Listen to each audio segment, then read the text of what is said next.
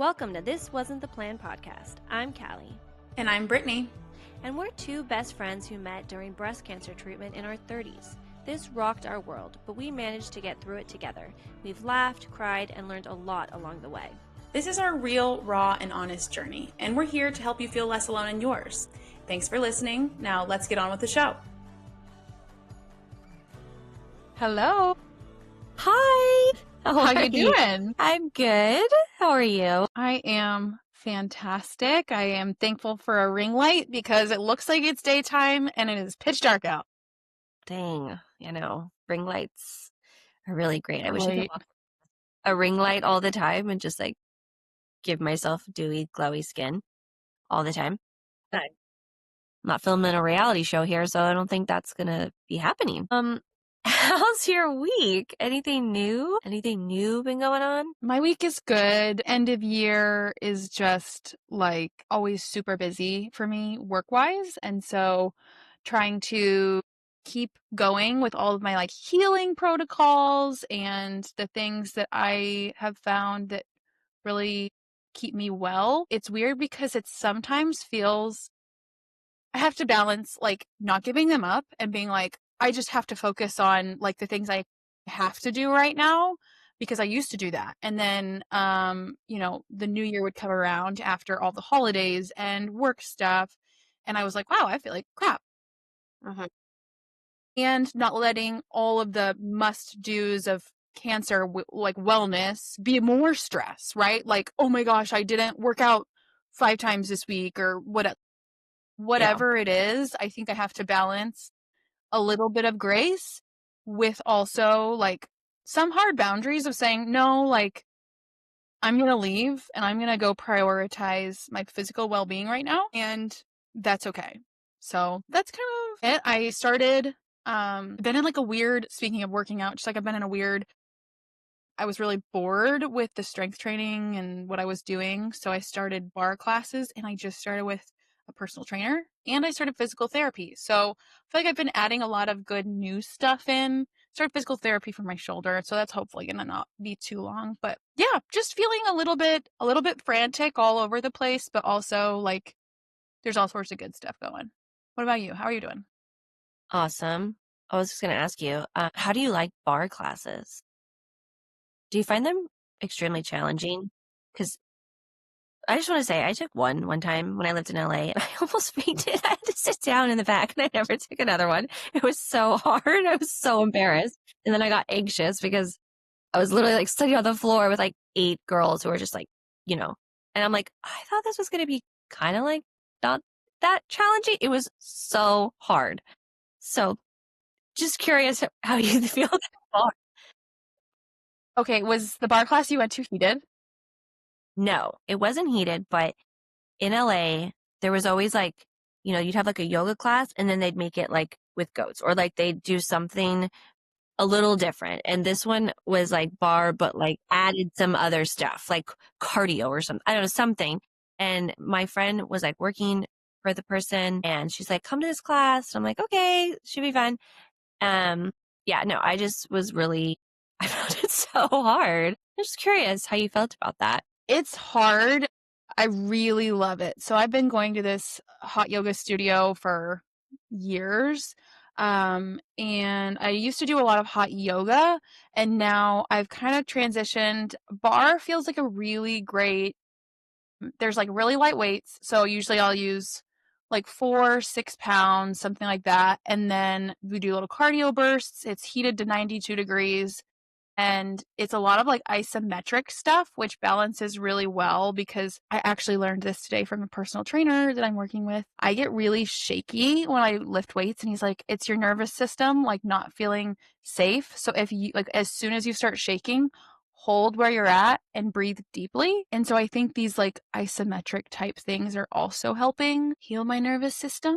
Interesting. It was new information for me, but I think bar is a really good balance of it's girl time, it's all a bunch of cuties and it's heated. I sweat. There's loud music. It's a really good way to just get lost in a workout.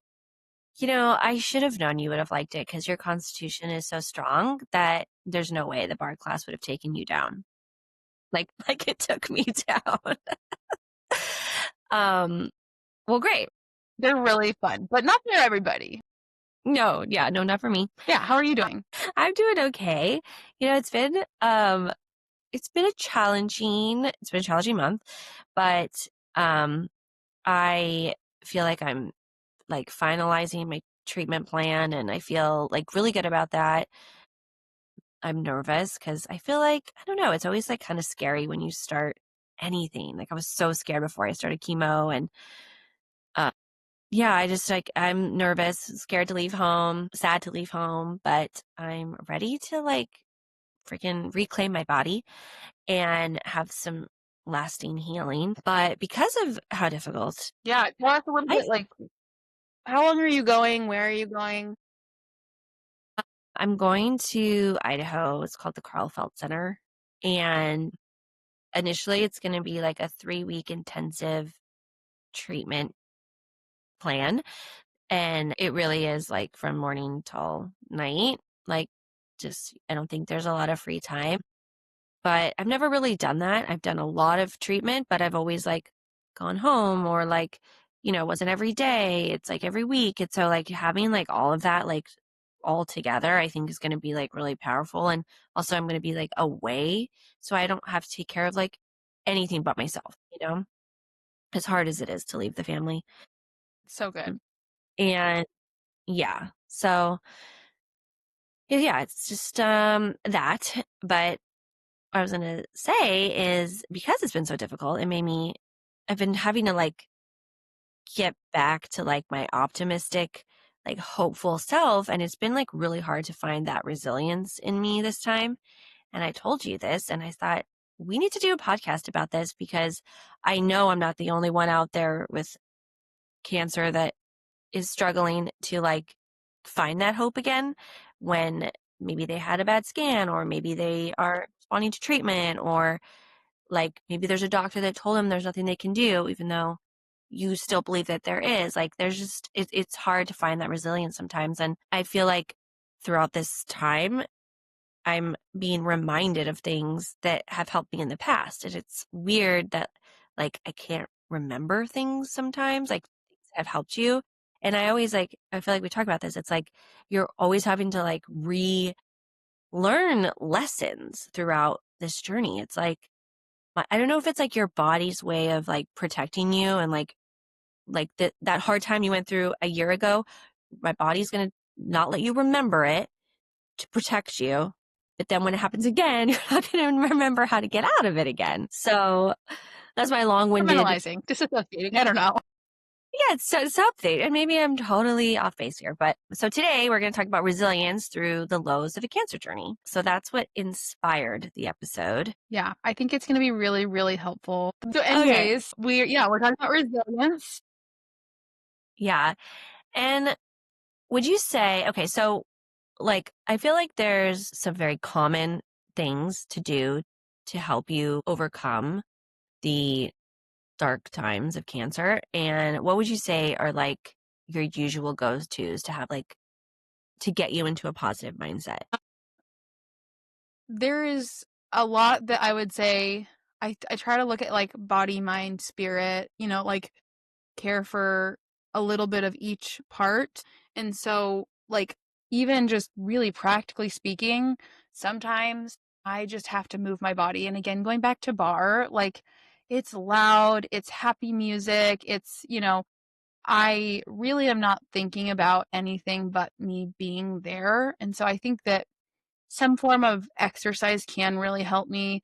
Um, I think also a lot of times I talk to you, or like a friend, somebody who I know I'm not going to freak out with whatever. And sometimes that's like my therapist too. That's a really safe space to go because I'm like, this is her job. And, we've processed through a lot of stuff. One time when I was in therapy, I was in a really dark place. I think I've talked about it before. It was before I started chemo, and I just kind of went to worst case scenario for everything. And she had me do art therapy. So I was painting while we were talking, and like just the physical movement of painting and focusing on that, I started saying things that I didn't even really know that I was thinking. They were just like the subconscious flowing out. It was really interesting. So that's another one. And like music, whether it's worship music or just like sassy, happy music.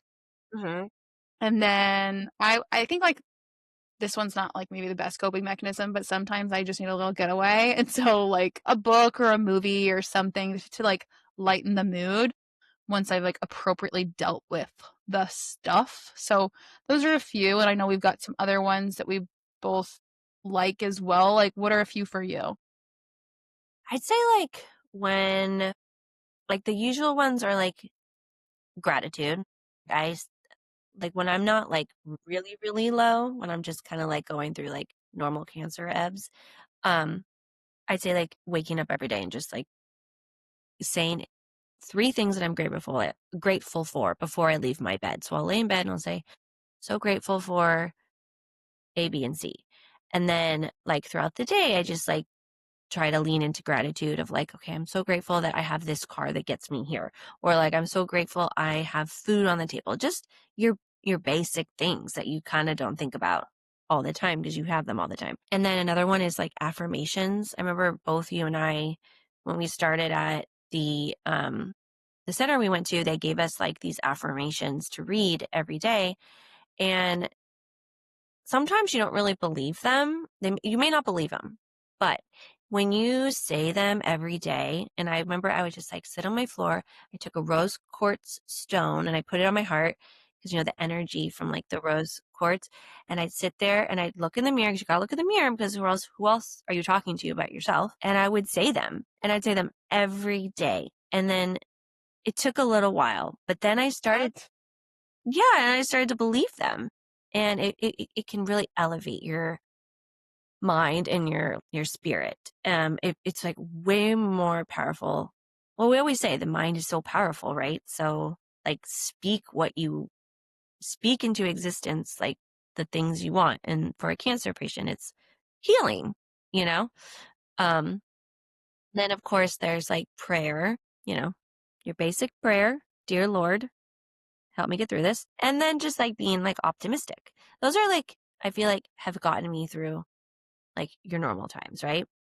But Yeah. then I would like, say, yeah, I think within those are probably like put those on top of the ones that I said. Like, I think all that we just listed, we both kind of use, but mhm, those are like the heavy hitters, I would say. Like, that spiritual work is gonna like the other stuff, yes, move your body, do the stuff, but the power of affirmations and gratitude and prayer, it's really, really incredible. And I don't think I knew that you did the like look yourself in the mirror, stone, all of that. Never done anything like that. So I'm going to try my affirmations looking at myself next time.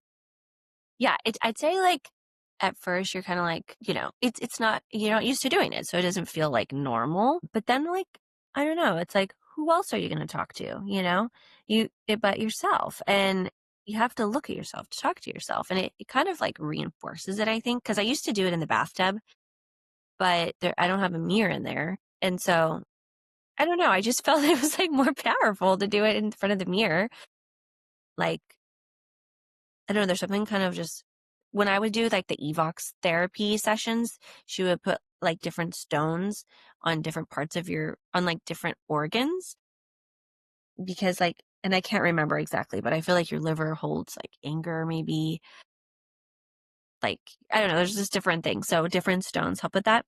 So that's why I don't know, it just felt really peaceful to put the rose quartz like on my heart. And I don't know, I just found it really useful. And then switching gears.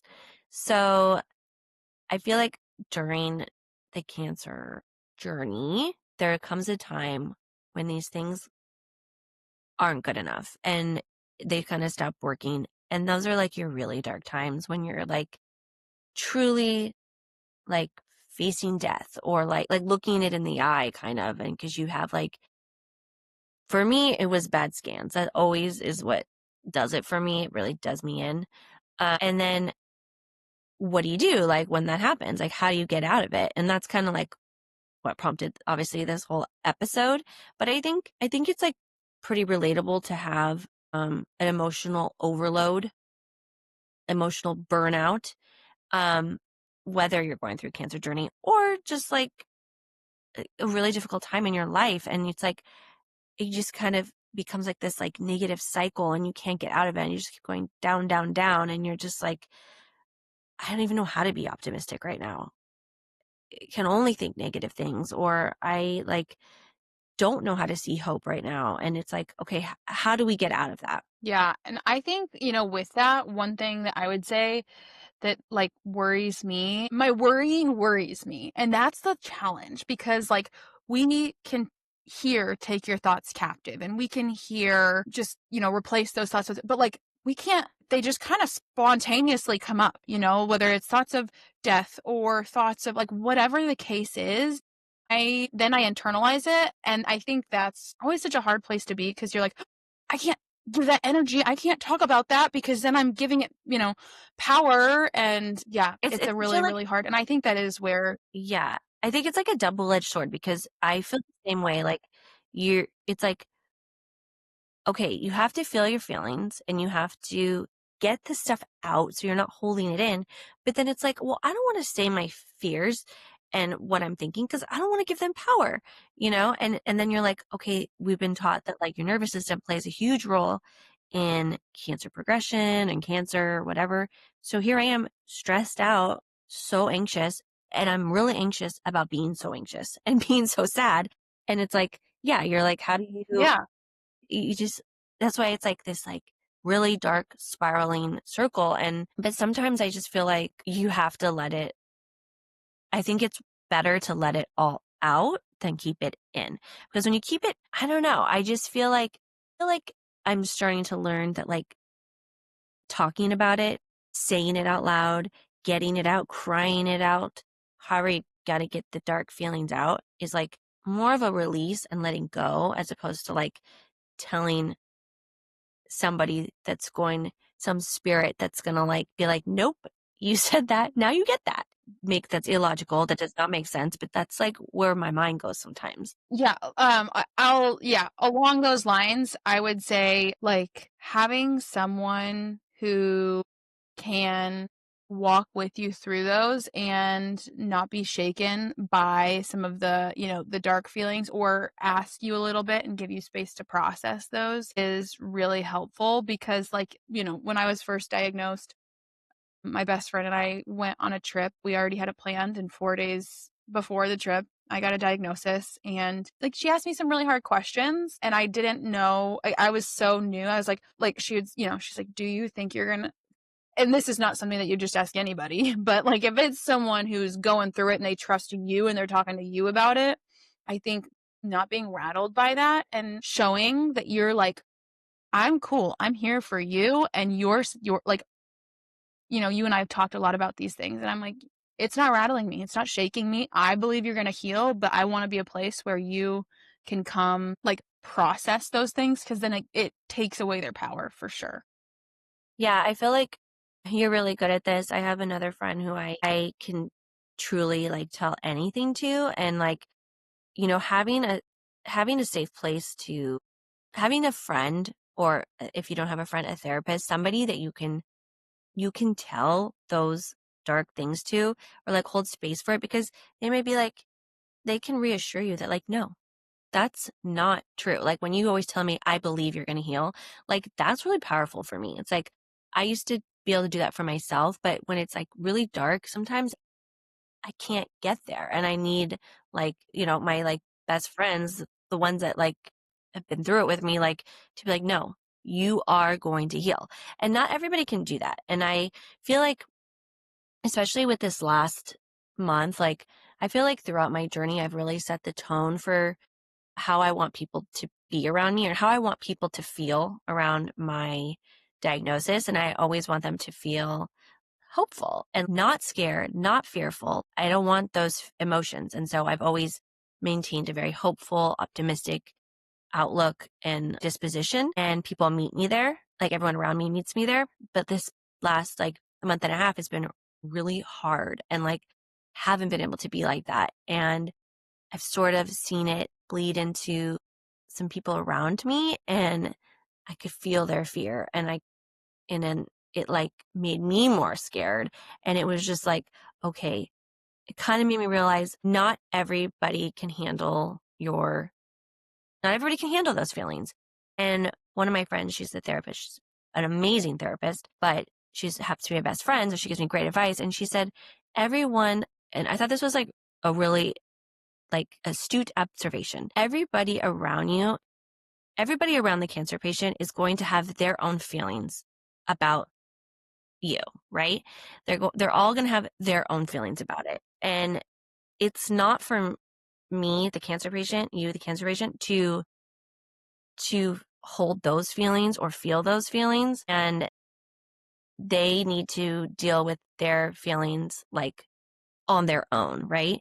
And because I always feel like I have to hold their feelings too. And it's like, that doesn't help you. That's not going to help you. That's not going to help me. That's not going to help anybody like heal when you're trying to hold your feelings and other people's. And I thought that was like really good advice, because I always worry that me being scared and down or whatever is how it's going to affect others. It's like, you can't worry about that too. Like you gotta just like focus on yourself. So I just thought that was like an interesting way to look at it. But, so anyways, what I wanted to talk about was like, okay, so all the stuff we use, all the tools that we use, they're not working. So like, what do we do? And I feel like when you're in like the really, really dark times, for me, I can only speak really for myself, because obviously things work differently for you, for others, whatever. We have a lot of similar techniques, but journaling is huge. That's like also like, think of it as a friend. Like you're getting it out. You got to get out your feelings. Your journal's not going to be scared of you. It doesn't talk back. It's like the Exactly. perfect place to put all those dark things, like don't let anybody read it, but it's just a really great way to get out the dark times, and it doesn't have to make sense. I used to think that my journal had to like flow and make sense, but then when I realized I could just write and it like doesn't need to make sense, you just get it out, like it was very freeing. Another thing is crying or resting without guilt. And I put that like guilt thing in because it's kind of like what you were saying, like when you're like feeling sad or feeling anxious and then you feel like bad about feeling those things because you feel like it's gonna, make it worse or whatever. And it's like you just have to be able to feel the negative things and just like know that they won't be there forever and like they'll pass. Like, do you ever feel like guilt about it? Or do you ever hold that guilt when you're like, okay, I'm not feeling great emotionally. I just need a rest? Or are you pretty good about it? I don't honestly, when it conflicts with like commitments I've made to people I do. So say like like last week was really just a lot going on, and and like old me would have pushed through and like honored the commitments I made. I'm like, nope, I told someone I would be there, blah blah blah blah blah. And new me is like, I need to recover and I need to sit my butt on a couch and like breathe and sleep in. And I didn't really feel guilty. I mean, a little bit, because I'm like, oh, I'm letting them down, whatever. But I don't know. How about you? Where are you at in the giving yourself permission? I always like feel like I'm like, okay, I don't have energy. I can't work out today. I don't feel great. But I always feel like a little bit more sad than guilty that I'm not like spending time with my son, because that's where I get like upset about it. It's not really guilty. It's just more of like, I'm mad at the cancer that you're making me sad and making me have no energy, and I have to lay here and I can't go like outside and play with my son, because it's like I like can't get up. Like I just like don't have the energy. Another thing that I forgot that a therapist told me to do last year that a friend reminded me of that I did, was congratulating yourself for all the little tasks you do. Because when you are going through a hard time, you're basically like depressed and little things are hard. I don't have the energy to text people back. Like that's the kind of place I was at. But I remember I was walking into my doctor's office and I was like, congratulations. You drove yourself here. Way to go. Good job. You got yourself here. You are going to sit at a doctor's office, you're going to get poked. Congratulations, you did it. Like, it's like, it sounds so silly when you say it out loud, but you just congratulate yourself over all the little things you do. That is helpful. Okay, so there's one more thing that I've seen from you that I'd love to hear you talk about, and that is just like kind of tuning out noise when you're going through something like this. Yeah, I noticed like this time it was really hard with our like with a dear friend passing, and then just like hearing about other people not doing well, and I was like I was taking it all in, and I was like holding on to it, and I just was feeling so like sad for everyone, and I was like, I don't know how to be there for everyone and myself, and I had to kind of like get off social media, which I mostly did, like, except posting about our podcast. And like, that was basically it. And then, kind of like just putting my phone on, like, do not disturb, and not really like being able to like communicate with the people in our cancer world so much. And it's not that I don't have love for others. It's like I have too much love for others. And it was like, I can't get well. I can't get well, if I don't like quiet the noise around me so much. And it was just like really helpful for me to be like, and it's not just that, it's like bad news in general. Like, I just like couldn't hold space for anything, anyone, anything negative, sad, whatever. I just was like, it is going to literally be the end of me. So I had to like, you know, just I call it like personal retreat. I don't know. And it found that to be really helpful for me.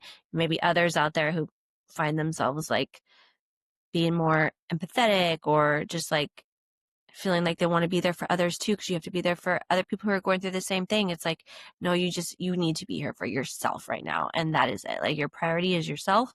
And it feels really selfish to say that sometimes, but really it's self-preservation, and you need to those people aren't going to be benefit if you're not here. So you need to just prioritize yourself and your well-being and your mental health, your mental well-being, above everything. So I found that to be like really Yeah, helpful. for sure. Yeah. Yeah, I think even practically speaking, like I think both of us are very social creatures, and like going to a cancer center, like I just knew that I was like, I want to like learn about everybody's story, pray for people, and like make friends and this and that. And like, those are all important things. We had an entire episode about that. Like Mhm. and there will be a time where you have capacity for those again. But, Mhm. like, we both have the same big headphones, and I think there's like big headphone days at cancer centers where you're like, I have to focus on myself. Like, we're all here because we're going through hard. And hopefully, we all have a community of people who are maybe not going through quite a crisis like we are, who can hold us. And I Mhm. don't have to be the person holding everyone in their crisis. Mhm. Exactly. Yeah. Those headphones have been a game changer. I didn't have them last year or most of this year, so yeah, really timely to get them. Oh, and then this time, I think I told you this. I was waking up like every morning, and I'd get on YouTube, and I'd like type in something that made me laugh. And so I'd watch like I'd be like Kristen Wiig SNL skits, because she always makes me laugh. And so I'd wake up laughing every morning because I couldn't find joy. It was like really hard for me to find joy. But like, when you know that there's those things that just like guaranteed to make you laugh, when you start off your day laughing, it really helps set the tone. And I know, as an holistic integrative like person, you're not supposed to get up and look at a screen. That's actually not good for you. However, sometimes you just have to do what you have to do. And that really helped me get out of my depression, because I would just sit there and watch like, Will and Grace scenes that just like always make me laugh, or whatever it is. Like, And that was like super helpful to me. I mean, that's in our girl Kelly Turner's book, Radical Remission. That was like there's a stage 4 breast cancer survivor, and she did a lot of treatment. Like she did other things alongside this, but she made sure she watched comedy every single day and made herself laugh every single day. I'm like, wow, okay. So that one stood out to me. Remember that too. And I remember like the first diagnosis, I remember being like, okay, I need to figure out how to laugh. So I put on like Friends, but I was having a hard time with that back then. But yeah, it helped this time. Any kind of bloopers, really. Anytime I see other people laugh, it's so infectious, you know, it makes me laugh. I like love to. You sent me an SNL skit last night, 2 nights ago. It was Kristen Wiig and what's the other girl's name? Kate McKinnon. Yeah, and it was the crazy cat ladies, and I don't know why you would send that to me. That's so unrelated to me, so I'm a little bit offended. It was so funny. And all the little kittens, I was like, you're gonna love this. It was making me laugh so hard. Yeah. So, I felt like I was watching me and Brennan at home. well, that's pretty funny. So, you know, waking up, starting the day with laughter really helped me get out of this time. Figure out what brings you joy, do it, plan it, make it a priority. That's like really important. Like, obviously, for me, my biggest joy is my son, and I love watching him have fun. So I'm like, you know, even when I didn't want to go leave the house, I'm like, no, I want to go take him to the park because I know he's going to love it. I didn't walk there. We drove, whatever. I had to get there in the way that I could. And it was great. You know, I wasn't out of my down, whatever. I haven't, what's the opposite? How do you say resilient? What's the noun for that? I wasn't resiled. I'm making that word up. I wasn't resiled. You heard it here first. And, but it helps. Like, you just have to keep doing it. It really can help you get out of that like downward cycle. And, you know, I'm starting to bounce back, and days can be hard, but I feel like trying to remember those tools, Yeah. being reminded of those tools helps. Yeah, for sure. I think like talking about morning routines and morning stuff, like one thing that I implemented, I mean, it's probably right around my diagnosis, and I have tried to hang on to. And I, as someone who's been a Christian for 20 years, am embarrassed to say, like, I've never had a really solid morning routine, quiet time. Like, I was a person who got up and got after the day, and I just overloaded my schedule too much. And like talking about nervous system health, like that is one area that can really stretch somebody. And I don't want people who like are in a different season than I am to hear this and hear like, oh, another area I'm failing. Cause I know a lot of like young moms who like their mornings look a lot different than mine. But I would say like doing devotionals, doing journaling, reading my Bible or reading the healing affirmations or something like that. Something to calm your nervous system to start your day before I let the world in. Like absolute, really, really try to not check any form of social media or email before doing this. If you want to like watch something funny, I think that's a little bit different. But before I'm letting any outside forces in, I like check in with my own self. Mm-hmm. And I think that's really helpful and can really be a grounding force when you are in a dark place or just anytime. Yeah, I'd say like devotionals have become like a new staple in my life. I didn't even know what a devotional was before last year, if I'm being totally honest. And I was like given one last year, and by my sister-in-law, and I kind of was reading it a little bit, but then I really got into it this year, and I finished it. And like every day, it's so weird. Sometimes I swear you're like the thing that was on that page for that day was so applicable to what I was going through that day. It was just really weird how that aligned sometimes. But devotionals, really helpful. Just kind of helps you like, I don't know. I don't know. I just find them like inspiring and like hopeful. And that is a really good practice to do. I don't do it in the morning. I do it in the afternoon because I have a 2-year-old, and I devote my time to him in the There you go. morning. But yeah. That's great. I love that you still find time. That's so beautiful. What's the devotional that you, because I remember you've talked to me about it. I think it's, what's the name of it? It's called You're Going to Make It. And it's called You're Going to Make It, by Lisa Turkhurst. And I think you're like, oh yeah, of course I know who that is. I'm like, oh, well. But anyways, I guess, yeah, I think it's it's a morning and evening devotional. I would just read them both in the end. Gosh, I just really liked it. And it's like, there's a part in it that like, where you can write, like release things back into the day, like things that you don't want to like hold on to. And mine's always like fear, because I think with a cancer diagnosis, fear is probably one of the biggest negative feelings that you hold on to. Do you have any devotionals that you want to recommend or that you've like found really helpful in your journey? Yeah. So there was one that a friend gave me, and she'd gone through a lot, from a husband with chronic illness to multiple pregnancy losses and just a whole fertility journey. And it's called Treasures in the Dark. Treasures in the Dark by Catherine Wolfe. Catherine Wolfe had a really life-changing stroke at age 26. Mm-hmm.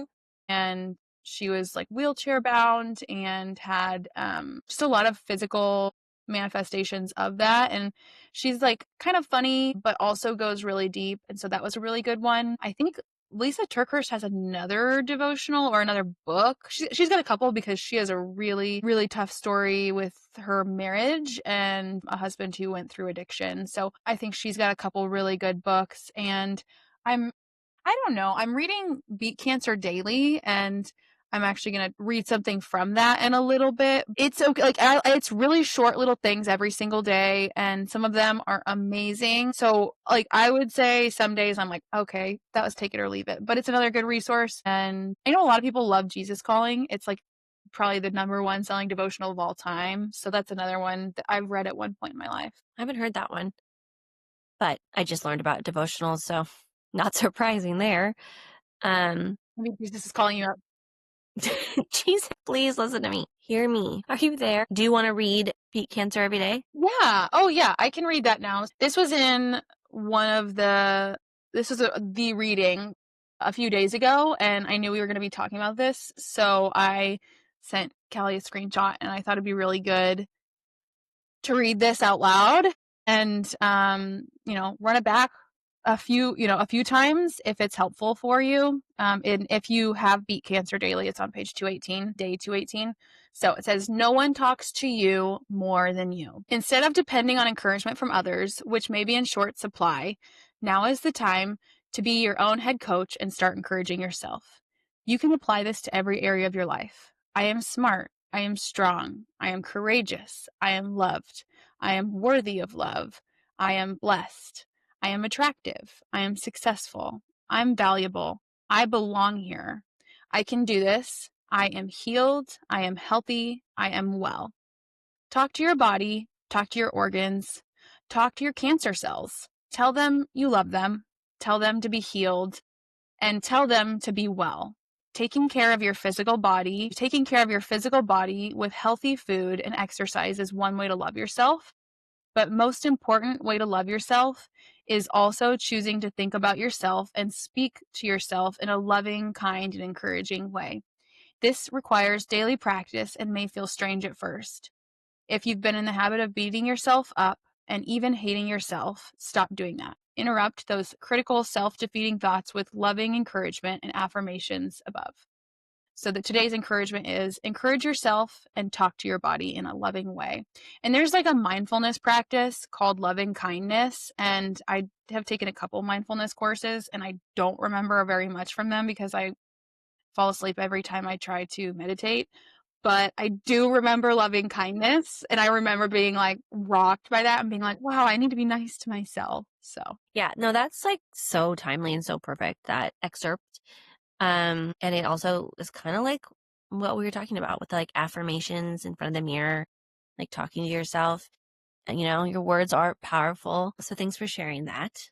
I hope somebody else finds it useful and helpful. And yeah, I mean, I don't have anything else to say other than when times are hard, try not to look too look into the future and see your life, but don't think about like all the things you have to do. Just take it day by day. And that's where I find it helps me get through it and become, resilient and find that resilience. It's like, okay, I just got through today. Today is just today. I just need to do things I need to do today. And that's just, one thing at a time. And that I find really helpful. And yeah, that's all I have to say on that. Do you have anything you want to add? Yeah. Yeah. I would say, just like in recap and thinking back, like I'm thinking about a person or a couple people in my life who are facing, and we've talked about it before, that dark night of the soul. And I think there's a lot that, you can do on your own. But I think just like don't underestimate how important it is to have someone to be a sounding board. And like we've talked a lot about it being our therapist. I don't think there's many things. There's a few physical things, of course, with the cancer journey that you have to prioritize. But as far as expenses go, like it's got to be right up there, because if you are doing all the physical stuff, but you don't have anyone to hash some of these things out with and feel like you can really say it, because if it's like your spouse and it sends them spiraling because, it scares them, or your parents or whatever, like if you don't have somebody in your life who can be that person who can look you in the eyes and say, hey, I still think you're going to heal. I still believe that. And nothing you're saying makes me think otherwise, then I think just try to find a therapist or somebody. And I know, like, if you live in a small town, like BetterHelp is online, like you can find telehealth people. There's all kinds of resources out there now. So I don't know. I wish I could just hug anyone who's like going through this right now. It's a really hard place to be, but it's temporary. After darkness, there's always light. So there is light coming. Yeah, that's such a good reminder. After night is always day. The sun always rises. It's a new day. Good things are coming. Just keep remembering that. Anybody else who's going through a hard time right now, I totally feel you. It's hard, but you will get through it because you have to. And that's what I always say. There's no other option. I will get through it. Well, thank you for being you and always being my sounding board and being there for me. Back at you. And thanks for listening. Thanks for being here, guys. Thanks for listening to our podcast. We have a big favor to ask. Please hit subscribe and leave a review. It really helps people find us. Thank you so much, and see you next time. Bye.